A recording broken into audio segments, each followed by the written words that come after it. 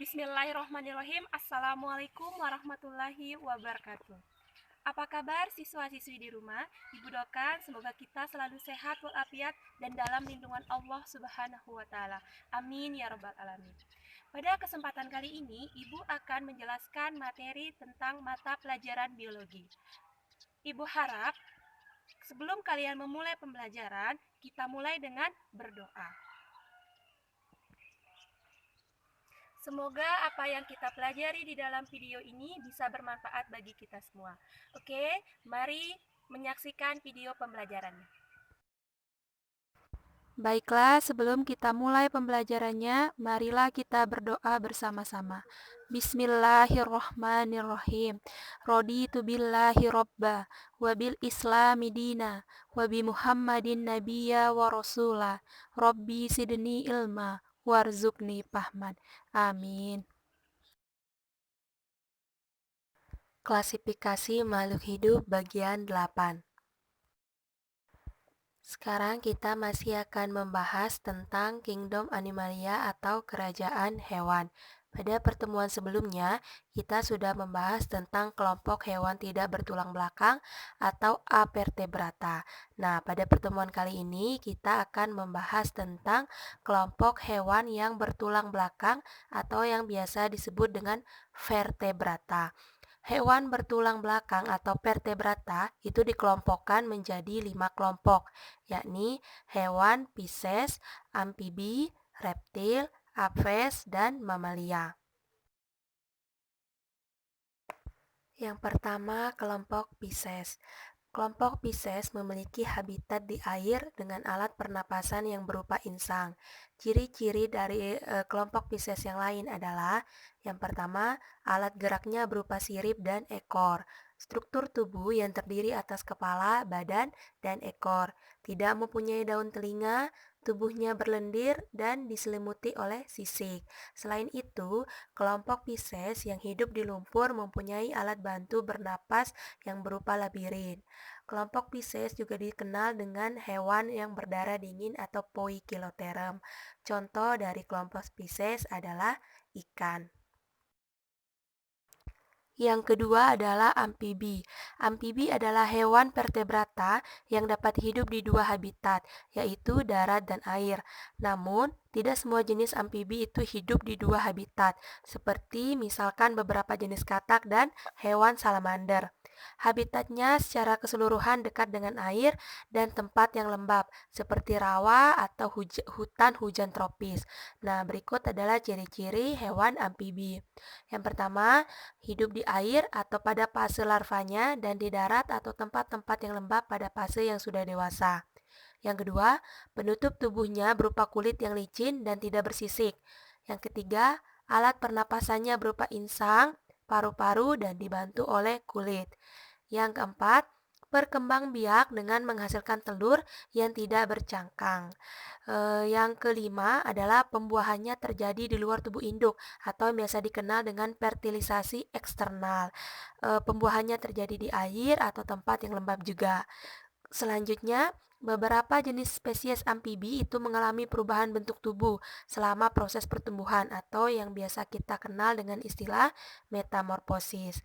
Yang terakhir adalah berdarah dingin atau Poikilotherium juga. Contoh dari hewan amfibi ini adalah katak serta kodok. Yang ketiga adalah reptil. Reptil adalah jenis hewan melata yang memiliki sisik di seluruh tubuhnya. Reptil memiliki kulit yang keras, kering, dan bersisik yang terbuat dari zat tanduk atau keratin. Sisik pada reptil itu berfungsi untuk mencegah kekeringan. Ciri-ciri reptil yang lain adalah yang pertama hidup di darat dan ada beberapa spesies yang dapat hidup di air. Alat geraknya itu berupa kaki yang berukuran pendek dengan ekor yang lebih panjang. Selanjutnya, reptil umumnya merupakan predator atau pemakan daging atau yang biasa dikenal dengan istilah karnivora. Kelompok reptil juga kelompok hewan berdarah dingin atau Poikilotherium. Mereka berkembang biak dengan cara bertelur dan ada juga yang berkembang biak dengan cara bertelur dan beranak. Contoh dari kelompok reptil ini adalah buaya, ular, serta kelompok kadal. Yang keempat adalah apes. Apes memiliki tubuh berbulu yang membentuk sayap dan digunakan untuk terbang. Namun tidak semua jenis aves itu bisa terbang. Aves itu ada yang tidak bisa terbang, misalnya ayam, angsa, dan hewan yang bernama kalkun. Beberapa ciri apes yaitu hidup di darat, alat pernapasannya berupa paru-paru, dan alat tambahan yang berupa pundi-pundi udara sebagai tempat cadangan udara saat hewan itu terbang jauh. Selanjutnya tulangnya berongga sehingga ringan, berkembang biak dengan bertelur, ciri telurnya itu bercangkang dan kuning telurnya itu berukuran besar. Pembuahannya terjadi di dalam tubuh induk atau yang dikenal dengan fertilisasi internal. Kelompok hewan apes ini berdarah panas atau yang disebut dengan Homoioterem. Contoh dari kelompok apes ini adalah kelompok burung ya. Yang kelima adalah kelompok mamalia. Mamalia memiliki kelenjar mamae atau yang disebut dengan kelenjar susu di daerah perut atau dada yang berfungsi untuk memproduksi susu sebagai sumber makanan anak-anaknya. Mamalia umumnya hidup di darat, tetapi ada juga mamalia yang habitatnya di air seperti paus dan lumba-lumba. Berikut adalah karakteristik dari hewan mamalia. Pertama, terdapat kelenjar minyak dan kelenjar keringat pada kulitnya. Selanjutnya bernapas dengan paru-paru dan memiliki diafragma untuk membantu proses bernapas. Mereka juga berkembang biak dengan cara melahirkan. Pembuahannya terjadi di dalam tubuh induk atau yang dikenal dengan istilah fertilisasi internal. Mamalia juga termasuk ke dalam kelompok hewan yang berdarah panas atau Homoioteram. Oke, sekarang dari penjelasan pertama sampai dengan penjelasan terakhir, kalian pasti sudah sering mendengar istilah Poikiloterem dan Homoioterem. Nah, sekarang tugas bagi anak-anakku sekalian, jelaskan apa yang dimaksud dengan Poikiloterem dan Homoioterem.